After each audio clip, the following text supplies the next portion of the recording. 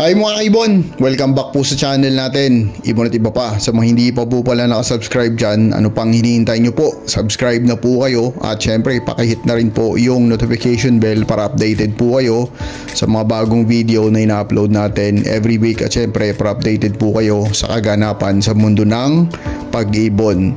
At by the way pala mga kaibon, yung FB page po natin, paki-like, share and follow rin po mga kaibon kasi doon po tayo nagbibigay ng announcement. Sabi ko nga, namimigay tayo doon ng itlog na fertile, inakay, tsaka ibon pag may available po, lalong lalo na ngayon December.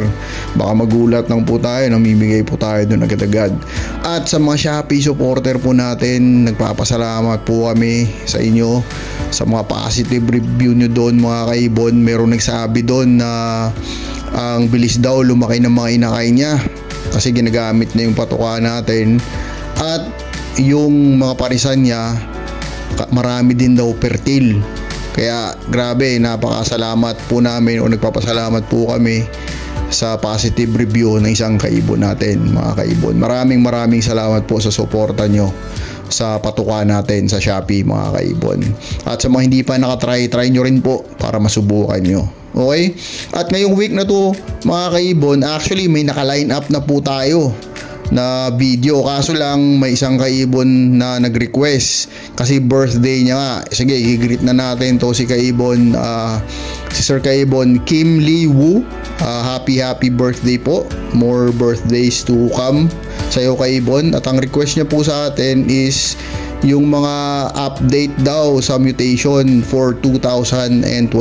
Sige po, magbibigay po tayo nun ng mga update na mutation for 2025. Siyempre may mga lumang mutation din na tayo ilalagay doon kasi hindi naman tayo makakapunta sa mga mutation na magagandang yun kung hindi dahil sa mga pinanggalingan nila o hindi kaya yung ginamit nating materyales para makagawa tayo ng mga mutation na yun mga kaibon.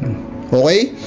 Napakagandang topic na to mga kaibon. At syempre, bago natin i-discuss yan, isa-shoutout muna natin ang mga solid na sumusuporta sa channel natin.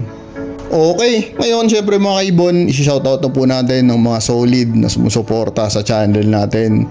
At sabi ko nga parati, dahil po sa inyo, nagpapatuloy po tayong mag-upload ng video mga kaibon. Siyempre, una shoutout sa PPSM Birds Incorporated, kay Sir Kaibon Dicky Lennon, Aldrin Martinez, Dan Katian, and Pauline Avery ng Quezon City, Silvero Magbanwa ng Caloocan, Ilishamento ng Pampanga, Angel Villena ng Cabanatuan, kay Kaibon Jobert Casal JTV, pasuporta din po to mga kaibon. Shoutout din po kay Jai Rapas, Elmer Sinedosa ng Binondo Rizal. Ito, supporter din natin talaga to.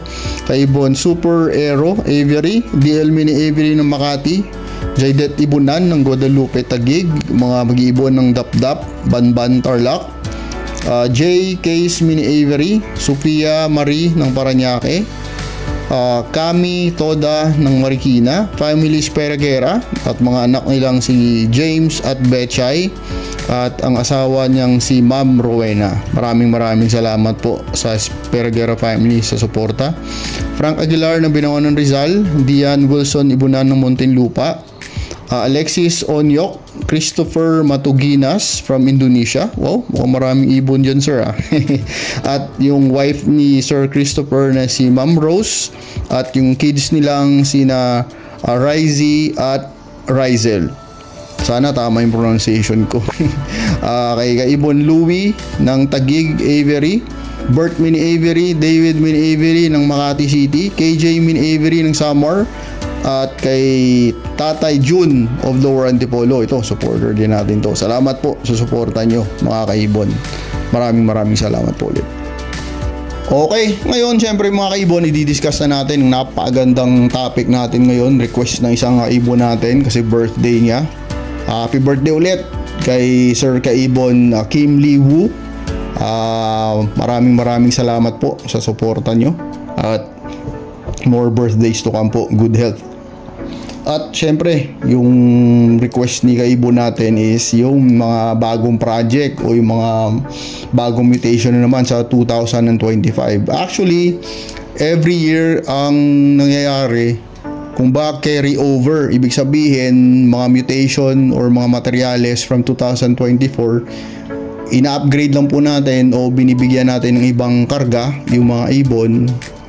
Tapos, yun na po yung magiging mutation natin sa 2025.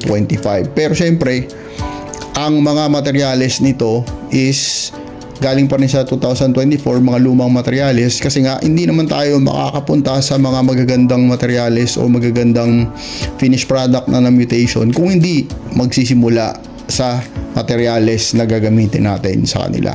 Okay? Pisa natin sa number 12. Siyempre, hindi pa rin mawawala ito yung Lutino Opaline mga kaibon. Kasi, gaya na sinabi ko, kahit walang buying nito o walang gustong bumili nito, aalagaan ko pa rin to mga kaibon kasi napakagandang ibon pa rin to. Number 11 po is Crimino Opaline. Siyempre, kung gusto mo nang mag-project ng Crimino Yellow Face Ino, ito na po. Kailangan mo to.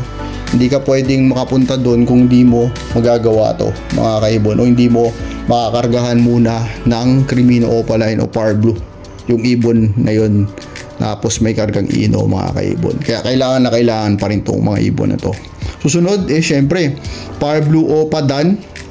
Yun yung pang 10 natin next year. Nandito pa rin yan. Pwede pa rin yan yung mga mutation na yan mga kaibon, kasi nga kumbaga ito yung mga base mutation na ginagamit natin, kaya napaka-importante din po ito. Okay? Ang sunod po natin is number 9 is Aqua Opa Ino. Syempre Aqua Opa Ino, ang iba meron na, ang iba wala pa rin mga kaibon, kaya ito kailangan pa rin to mga kaibon, kasi hindi ka naman nakaka-project ng mga homozygote, mga ganun, kung wala kang ganito. Kasi kailangan mo rin to para maka-project ng mga ibang mutation mga kaibon. Okay, susunod is Aqua Opa Dan. Grabe, napakaganda na Aqua Opa Dan. Kailangan din natin to. Ito yung pang-8 natin mga kaibon sa listahan natin, kasi 12 lang naman to at i-discuss lang natin ng mabilis, kasi ito yung mga bagong hindi naman bago, pero ito yung mga mutation pa rin, sabi ko kanina, na magiging parang carry over from 2024 to 2025. Grabe, bilis ng panahon mga kaibon. Okay, sunod, siyempre number 7. Dito na tayo pupunta. Gaya nga ng sinabi ko kanina, hindi kayo makagawa ng homozygote na mga ibon kung hindi kayo magagamit ng back-to-back aqua, di ba? Back-to-back aqua, pero kahit back-to-back aqua ng mga kaibon, maglalabas pa rin po siya ng hindi aqua. Okay, tandaan po natin yun mga kaibon ha. Hindi ibig sabihin back-to-back aqua yung parisan nyo, aqua na lahat yung ibon na ilalabas. Hindi po, maglalabas pa rin siya kahit paminsan-minsan ng hindi aqua mga kaibon. Kada clutch, pag-apat, sa 4 na yun, may hindi aqua din dun mga kaibon. Okay? Ang pang-7, ito na, homozygote Aqua Opa Ino, Dan, Dilute, Faded, kung ano pa yung homozygote na naisipan nyo, Pale Dilute, kung ano pa yung naisipan yung homozygote, dito na po yun papasok sa number 7. Kasi karamihan ng ibon ngayon mga kaibon, pag may materyales yung mga breeder, back to back aqua na nila. Pero sa back to back aqua na yan mga kaibon, based sa experience natin, napakahirap po bumuhay ng mga red eye. Ako po, na-experience na natin yan, ang ino. Grabe, napakahirap bumuhay ng Aqua Opa Ino na homozygote. Grabe, ang hirap, sobrang hirap mga kaibon. Pero tuloy lang, laban lang tayo mga kaibon. Okay? Siyempre, ang susunod dyan, pang-anim natin, nasa listahan natin, is Yellow Face Opa Ino. Ito, grabe, may mga nakapagpalabas na rin ito, pero hindi pa marami talaga mga kaibon, kasi napakahirap din po buhayin ng mutation na yan mga kaibon. Napakahirap din po at patsambahan lang din po talaga pag nakabuhay ka niyan o nakapagpalabas ka niyan mga kaibon. Okay? Ang pang-5 sa listahan natin, syempre ito din, YF Opa Dan. Ito, maselan din, mahirap din buhayin, patsambahan din mga kaibon, kung baga pagaanan ng kamay sa pagbibreeding. Yun po yung pang-5 natin is Yellow Face Opa Dan Follow.